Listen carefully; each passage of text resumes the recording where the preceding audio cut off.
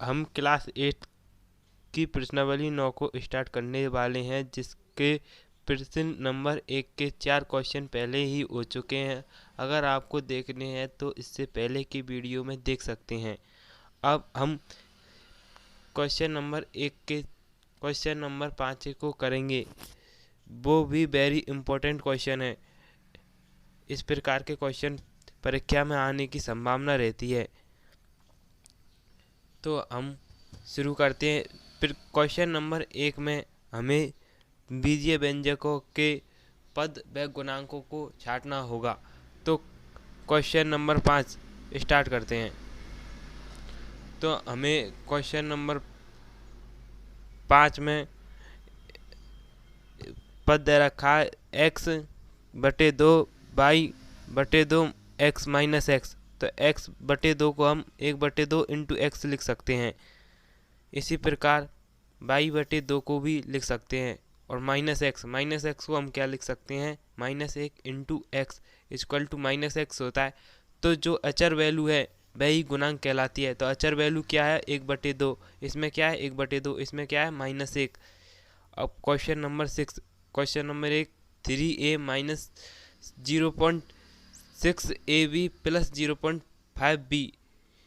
तो इसमें पद है 0.3a माइनस 0.6ab 0.5b। तो गुणांक क्या होगा, अचर वैल्यू क्या होगी 0.3। यहाँ पर थोड़ी गलती है गई, यहाँ पर -6 आएगा, -6 0.6 आएगा। क्वेश्चन नंबर 2, क्वेश्चन नंबर 2 में हमें एक पद, द्विपद तथा बहुपद, त्रिपद तथा बहुपद को चुनना है। तो हमें क्वेश्चन में बहुत सारे बीजीय व्यंजक दे रखे हैं। उन बीजीय व्यंजकों में हमें एक पद की अलग श्रेणी, द्विपद की अलग श्रेणी, त्रिपद की अलग श्रेणी तथा जो तीनों श्रेणी में नहीं आता है उसकी अलग श्रेणी बनानी होगी। तो सबसे पहले हम एक पद की श्रेणी बनाते हैं, द्विपद की बनाएंगे, उसके बाद त्रिपद, और फिर जो इसमें नहीं आएगा उसको बहुपद लिख देंगे। तो हम एक पद में सिर्फ और सिर्फ एक पद होना चाहिए, उसके बीच में ना तो प्लस होना चाहिए ना माइनस होना चाहिए। अगर प्लस या माइनस हो गया तो दो पद में वितरित हो जाएगा। तो x प्लस वाई क्या है, द्विपद। 1000 क्या है, एक पद। और x यहाँ पर 4 पद है, एक तो x है, एक एक्स स्क्वायर है, एक एक्स क्यू है, और एक x की पावर 4 है। तो इसलिए ये बहुपद है। तीसरे में एक 7 है, प्लस का चिन्ह लग रहा है बीच में। दूसरा y प्लस 5x है, तो द्विपद हो गया, त्रिपद हो गया। अब दूसरा द्विपद है। तीसरे में द्विपद है, दो पद है, एक तो 2y और एक 3 माइनस वाई क्यू। तो ये त्रिपद है। अब ये त्रिपद है 5x, एक पद तो ये नहीं है, एक -4y है, एक xy है। ये द्विपद है 4z माइनस 5 15 जेड स्क्वायर। और ये बहुपद है, इसमें 4 पद हैं। तो A B plus B C plus C D plus D A. अब पी क्यू आर सिर्फ और सिर्फ गुणांक चिन्ह है, इसमें प्लस या माइनस चिन्ह नहीं है, इसलिए एक पद है। पी स्क्वायर क्यू, ये भी एक पद है। पी स्क्वायर क्यू नहीं है, ये पूरा एक पद है। P square Q plus P Q square. तो ये इसमें दो अलग अलग पद हैं, तो इसलिए द्विपद होगा पूरा का पूरा। सॉरी गलती, ये भी 2p प्लस 2q, ये नीचे लिख दिया हमने थोड़ा। अब हमें योग याद करना है। ये 3 पद दे रखे हैं, इन 3 पदों का योग याद करना है। तो हम पहले तो अपनी पहली लाइन को लिख देते हैं, उसके बाद चरों को देखते हैं कि चर समान है या नहीं। तो BC से BC चर समान है, तो इसलिए हम BC के नीचे BC लिख देंगे। और CA किसी से नहीं मिल रहा है, इसलिए CA अलग लिख दिया। फिर तीसरे पद में CA अलग दिख रहा है और A भी अलग दिख रहा है। अब हम जोड़ देते हैं। तो AB माइनस AB क्या होता है 0, BC plus minus BC plus BC क्या होता है 0, माइनस CA प्लस CA क्या होता है 0।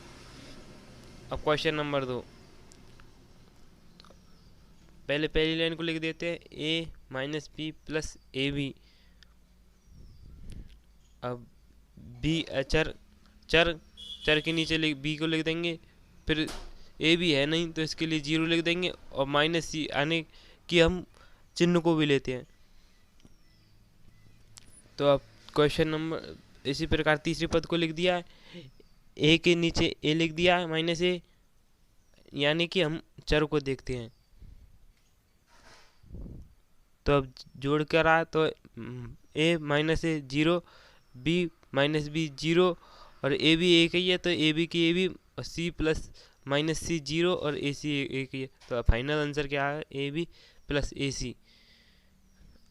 अब क्वेश्चन नंबर 3, क्वेश्चन नंबर 3 में भी दो पद दे रखे, इनको जोड़ना है।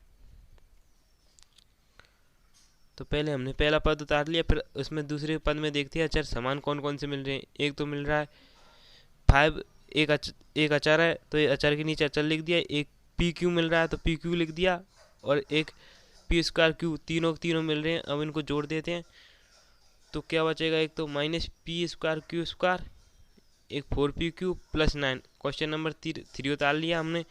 फिर 3 में एम स्क्वायर और एन स्क्वायर, तो एम स्क्वायर मिल रहा है दूसरे पद, और एक एन स्क्वायर और एल स्क्वायर मिल रहा है पहले। अब हम इसको जोड़ते हैं तो जोड़ने पर क्या आएगा 2, और तीसरा पद है 2LM 2MN तथा 2NL। ये कोई से चर से नहीं मिल रहा है, इसलिए इसको अलग से रख दिया है।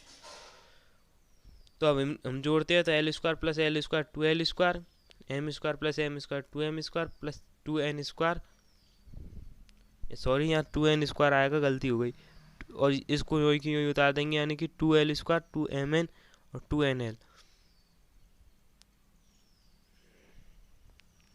अब क्वेश्चन नंबर 4, इसमें घटाना हमको, तो 12 minus 9B plus 5B minus 3, इसमें से हमें 4A minus 7AB plus 3B और प्लस 12 घटाना है। तो हमने चरों के आधार पर जमा लिया है। फिर हम घटाने में क्या करते हैं, चिन्हों को बदल देते हैं, यानी कि नीचे वाले पद के चिन्हों को आपस प्लस की जगह माइनस कर देते हैं, माइनस की जगह प्लस कर देते हैं। तो इस प्रकार फिर हम जोड़ देते हैं, यानी कि हम बाकी को किस में बदल लिया है, योग में। अब आसानी से हल हो जाएगा। तो अब कितना आंसर आया, 6A minus 2AB plus 2B minus 15। इसी प्रकार दूसरा क्वेश्चन उतार लिया। दूसरे क्वेश्चन में हम पहली लाइन को उतार देते हैं, यानी पहले बीजे व्यंजक को उतार देते हैं, फिर माइनस करना है हमें, तो हम चिन्ह को बदल देंगे, तो माइनस किस में बदल जाएगा, योग में, और आसानी से हल हो जाएगा। तो हम बीजे व्यंजकों के आधार पर जमाएंगे इनको, यानी कि चर के आधार पर जमा लिया हमने। फिर जमाने के बाद हम जोड़ देते हैं चिन्ह को बदल कर, तो कितना आंसर आएगा, 2xy minus 7yz plus 5zx plus 10xyz। अब क्वेश्चन नंबर 3 में भी हमें एक बीजीय व्यंजक दे रखा, उस बीजीय व्यंजक में से दूसरे बीजीय व्यंजक को हमें सब्सट्रैक्ट करना है, यानी कि माइनस करना है। तो पहले हम पहली लाइन को उतार देते हैं, minus 18 minus 3p minus 11q plus 5q minus 2pq square plus 5p square q। अब हम बीजीय व्यंजकों में देखते हैं कि अचर समान कौन सा है, तो p स्क्वायर q के नीचे p स्क्वायर q लिख दिया है, 4p स्क्वायर q, और सिर्फ अचर को जोड़ना है, और जो चर है उसको यूं ही रख देना है नीचे। तो हम बीजीय व्यंजक के आधार पर हमने जमा लिए हैं सभी। फिर जमाने के बाद हम अचर के नीचे अचर रख देते हैं, और अब इनको चिन्हों को बदल देते हैं। तो चिन्हों को बदलने से माइनस यानी बाकी प्लस जोड़ में बदल गई, तो हम इसको जोड़ देते हैं। तो 18 प्लस के 10 माइनस के, जिसका चिन्ह परिवर्तन हो गया, प्लस 10 हो गया, तो 18 प्लस 10 28 हो गए, माइनस 3p है और प्लस 8q हो जाएंगे, क्योंकि पहले माइनस चिन्ह है। इसी प्रकार हमने पूरा सवाल कर सकते हैं चिन्हों को बदल कर, इससे सरल होगा क्वेश्चन।